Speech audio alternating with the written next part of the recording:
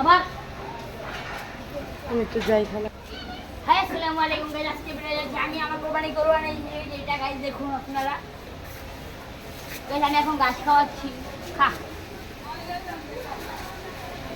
Guys দেখুন আপনারা।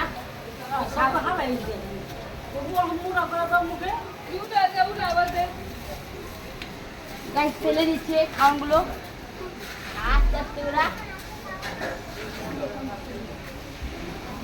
Guys দেখুন, খা খা। এগুলো হালাই দিল কেন?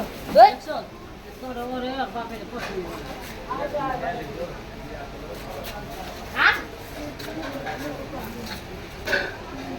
ওরা যে খাওন দেয় তাহলে পছন্দ করে না, দেরি করে যাইছি আমি এরা লেগা। খা তুই।